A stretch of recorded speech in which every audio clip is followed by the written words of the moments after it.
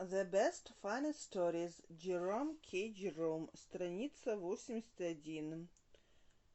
Chomondly, made my way, направился. Portrait of a lady. My work was waiting for me, but I resisted.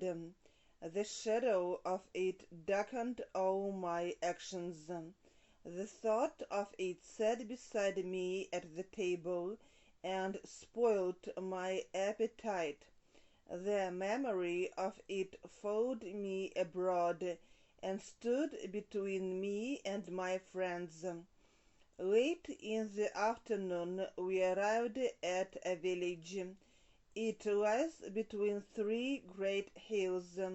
There is no telegraph here, so the whispers of the world do not come. My friend offered the house of Mistress Cholmondeley, a widow who lived with her daughter in the white cottage. The tiny house looked very nice, and after a lunch of bread and cheese at the little inn I made my way to it by the path that passes through the churchyard. I pushed the door and entered. Страница 82. Looked about the room, оглядел комнату. Китс, Джон Китс, 1795-1821 год, английский поэт-романтик. The cottage was interesting, but my host disappointed me. My hostess was sleeping in her big chair all day long. She was a woman of between 40 and 50, a narrow, uninteresting woman. She was trying to look much younger. All other details were, however, most satisfactory, and I tried to work. I wrote for perhaps an hour, and then I threw my pen. I looked about the room. An old bookcase stood against the wall. I came nearer. The key was in the lock. I opened glass doors and examined the shelves. There was a curious collection, novels and poems, whose authors I had never heard of, old magazines, diaries. On the top shelf, however, was a volume of Keats. I tried to take it. A small picture fell down on the floor. I picked the picture and took it to the window and examined it. It was the picture of a young girl dressed in the fashion of 30 years ago.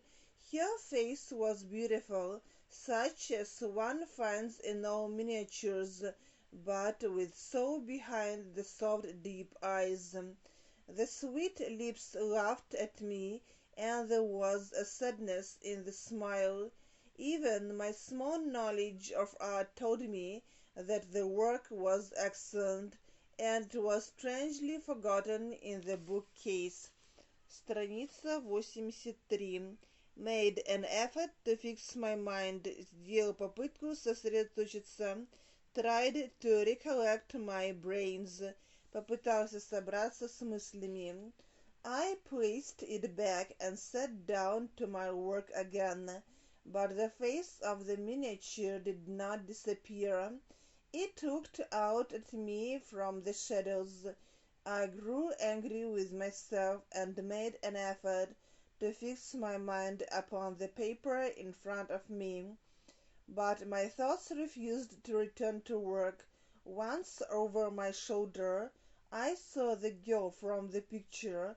She was sitting in the big chair in the far corner. I closed my eyes and opened them again. There was nobody in the room. Next morning I forgot the incident, but the light of the lamp awoke the memory of it within me.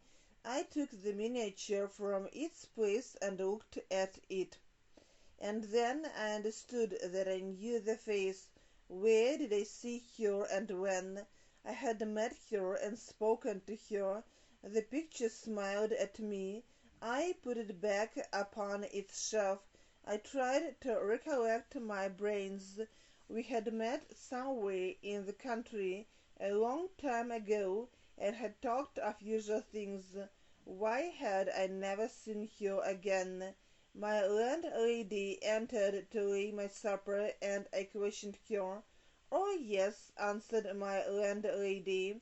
"Ladies often lodged with her. Sometimes people stayed the whole summer." Страница 84. They were wandering in the woods. Some of her lodgers were young ladies, but she cannot remember any of them precisely. They came and went away. Few people returned. "Have you offered rooms for a long time?" I asked. "I suppose 15-20 years, right?" "Longer than that," she said quietly. "We came here from the farm when my father died. That is 27 years ago now." I hastened to close the conversation. I did not learn much. Who was the girl from the miniature? How the picture came to the dusty bookcase were still mysteries. Strangely, I could not put a direct question. So 2 days more passed by. My work took gradually my mind, and the face of the miniature visited less often. But in the evening of the third day, which was a Sunday, a curious thing happened.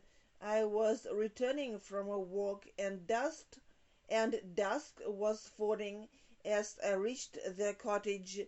When I was passing the window of my room, I saw the sweet fair face that became so familiar to me.